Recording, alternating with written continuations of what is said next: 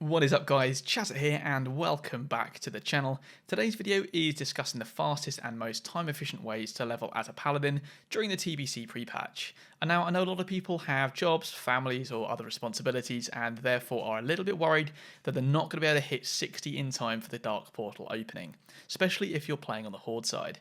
Well, in this guide I'm going to show you step by step how to hit 60 with the least amount of time played and make sure you're ready for launch day. Now, before we discuss specs, routes, and tactics, we need to decide how we're going to start. On the day of pre-patch, you're going to have every man and his dog making a Blood Elf character and leveling it through the first two zones. My recommendation would be to ask a friendly Warlock to summon you out of the Blood Elf starting zone and into the Orc starting zone in Durotar. This is going to enable you to level up without the insane crowds or waiting time for spawns. And the only downside, however, is that there is only one Paladin trainer nearby, and that is in Orgrimmar. So you're going to have to run there every time you want to train. It may be a good idea to set your Hearthstone here just to speed up this process. There are two main leveling phases as a paladin, and these are from level 1 to 40 and from level 40 to 60. And we have two very different ways to level in each. Level 1 to 40 we use a hybrid spec that enables us to act as a DPS to quest, or tank in dungeons if you so desire by slapping a shield on. Level 40 to 60 we can level through dungeons, the same as we were before, or by AOE farming, which I'm going to cover in a little bit more detail in just a second. So this is the spec we're going to use from levels 1 to 40. We've got a hybrid spec with 16 points in retribution and 15 in protection. The reason I've done this is you can quest and level normally using the retribution talents, but if you want to slap a shield on and tank some dungeons, which is another very good way of leveling, then you have the option to do so. So it's really the best of both worlds. So starting at level 10 and onwards, the first talent we're going to take is in Benediction, and you take 5 points in this in total. It reduces the mana cost of judgment and your seal spells, so it's really just an efficiency increase basically, and less downtime means you can level faster.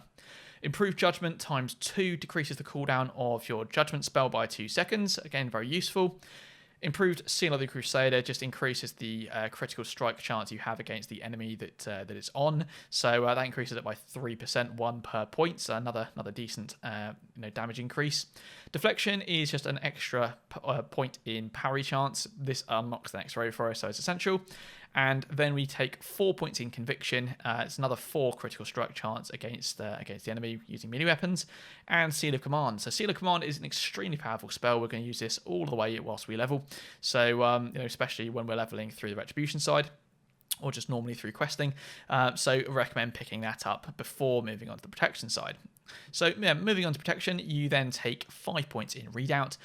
This just increases your chance to block by 30%, and it's basically a proc that you take, so it's really useful.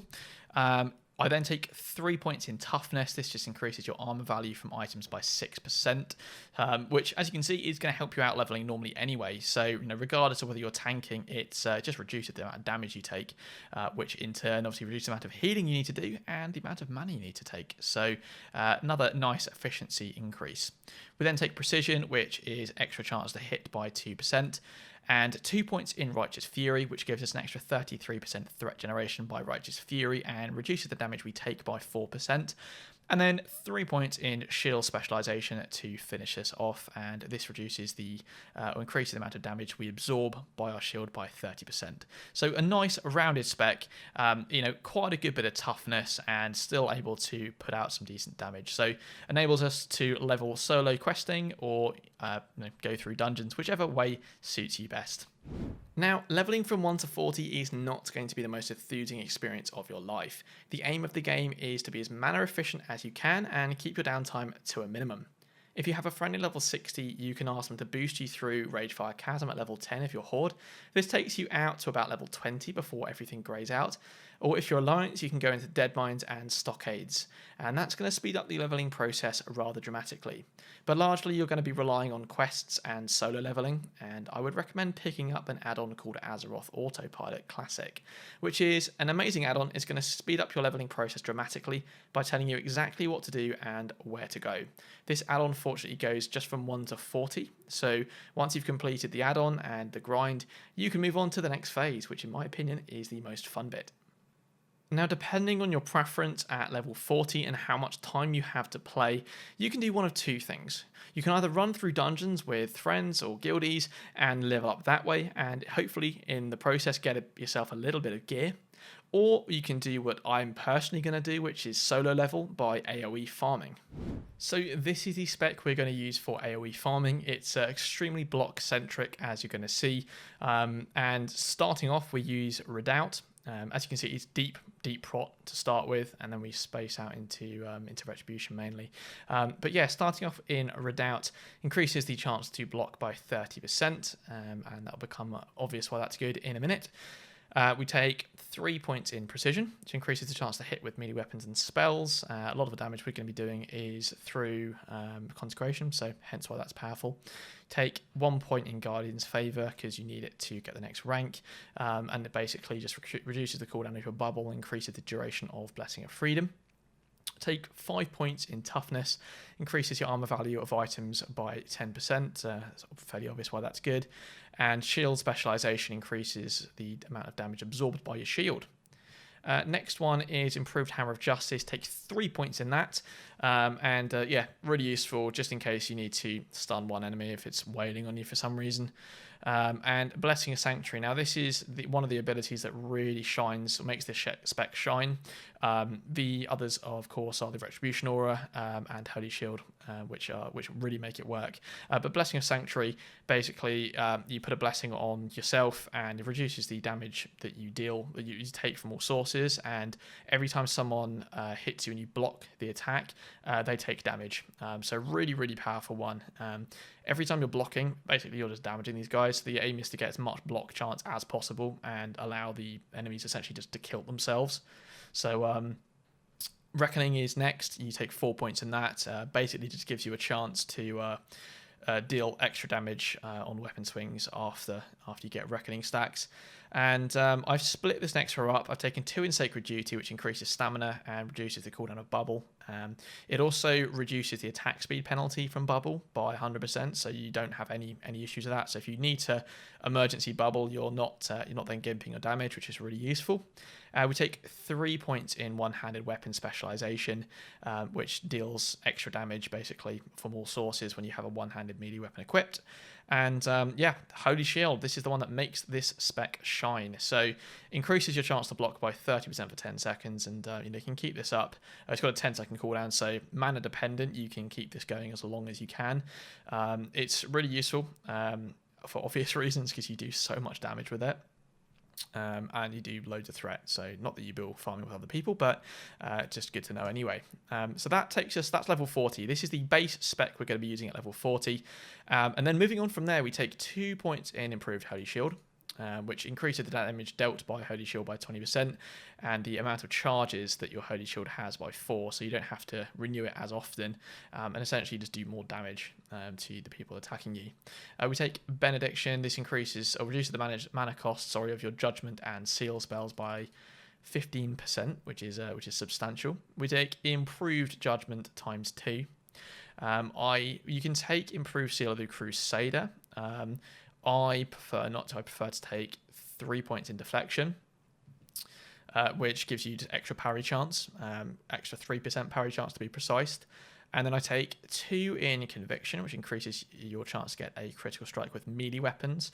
The reason I don't take more of this is a lot of the damage we're going to be doing is from spells or from essentially the enemies killing themselves. Melee makes up some of the damage, but it's not going to make that much of a difference. So I'd rather take 3 points in Pursuit of Justice, which gives you the extra 15% movement speed. Really useful if you need to position enemies, but also just getting around the world and physically moving increases your mounted speed as well. So that one's really useful. And of course, if you're farming mobs which can cast, and you shouldn't be, but we'll go into that a bit later, then it reduces the chance to be hit by those spells by 3%. So now that leaves us at level 57.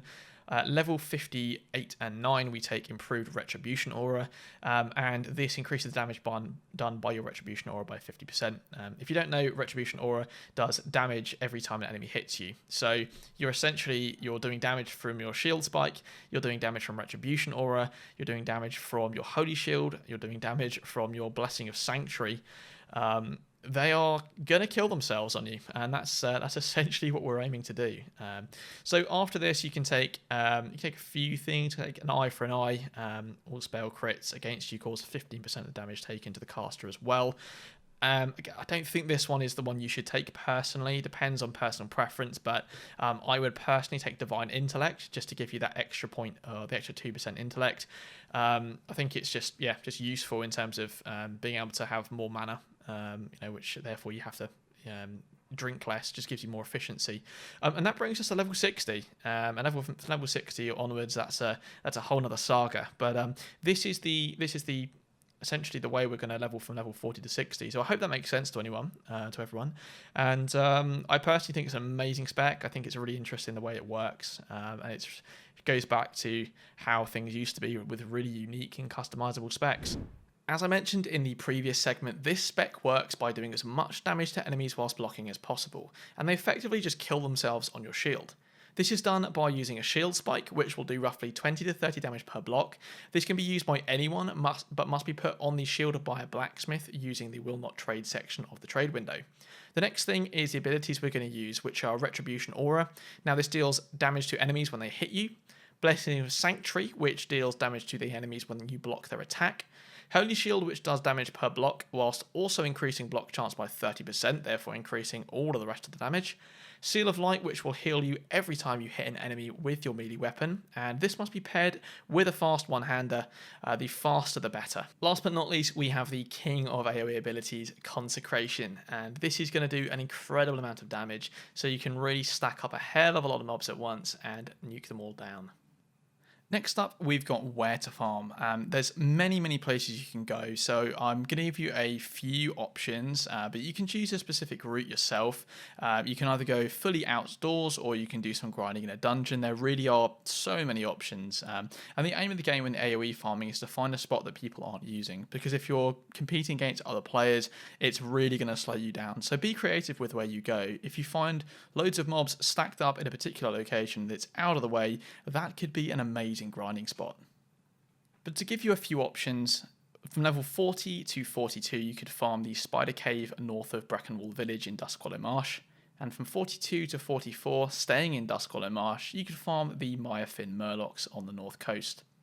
Now, you can also, from level 42, farm the Zul'Farrak Graveyard. This is quite a complex farm and slightly different from what I've been explaining, so I'm not going to go into too much detail in this video. There are plenty of other videos on YouTube that explain this in better detail. But that farm can take you from level 42 all the way up to level 54, and of course you have the benefit of it being in an instance dungeon, so you're not competing against other players. But if you want to stay in the outside world, then from level 44 to 48 you can farm the Lost Rigger Cove in Tanaris. And then moving not too far from there, over in Feralus, you can farm the Freyfeather Skystormers from level 48 to 50. An alternate place you can go at the same level is the Mines at Netherguard Keep. Bear in mind though, that is Horde only. From level 50 to 54, you could go to Sorrow Hill. From level 54 to 59, just north of there, you can go to the fields north of Andorral. And then again, north of there, from level 59 to 60, you could farm the Red Ridge Lumber Camp. Now, if you have plenty of money and you're keen to speed up your leveling process considerably, then there's two items you can buy right now on the auction house that are going to do that when TBC launches. Firstly is the Demon Forge Breastplate. Now this is a level 52 blue BOE item and it's made by blacksmiths. On my server it's currently going for anywhere between 500 and 800 gold, so it's quite a pricey one. But it has quite an amazing effect. 3% chance when struck in combat to steal 120 health from the attacker over 4 seconds. Now when this procs against multiple enemies, it can single-handedly keep you alive, so it's a really powerful tool to have. And the second one is the Skull Flame Shield.